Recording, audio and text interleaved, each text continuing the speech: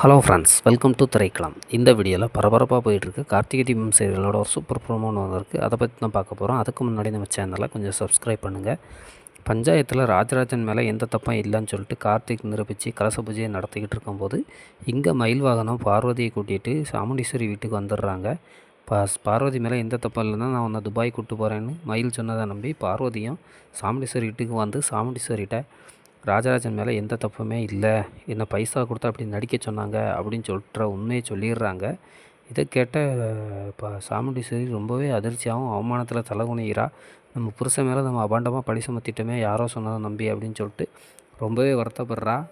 அந்த நேரம் அங்கே நம்ம சந்திரகலா உள்ளே வாரா. உடனே சந்திரகலாவை பார்த்தோடனே பார்வதி அதிர்ச்சி ஆகிறா. அந்த அதிர்ச்சி ஆகிறத பார்த்துட்டு மயில் வாகனம் எதுக்கு அத்தையை பார்த்தோடனே அதிர்ச்சி ஆகுறீங்க அப்படின்னு சொல்லிட்டு சொல்லிடுறாங்க. உடனே பார்வதி இவங்க தான் எனக்கு பைசா கொடுத்தது அப்படிங்கிற உண்மையை சொல்லிடுறாங்க. சந்திரகலா இவங்க யாருன்னு எனக்கு தெரியாது, உன் மாப்பிள்ளை புதுசாக ஒரு ஆளை கூப்பிட்டு வந்து என்னை மாட்டி கூட பார்க்குறான் அப்படின்னு சொல்லிட்டு மழுப்பி பார்க்குறாங்க. ஆனால் சாமுண்டீஸ்வரிக்கு என்ன குழப்பம் இருக்குன்னே தெரியலை. என்ன நடக்க போகுதுன்னு நம்ம முழு எபிசோடை பார்த்து தெரிஞ்சுக்கலாம்.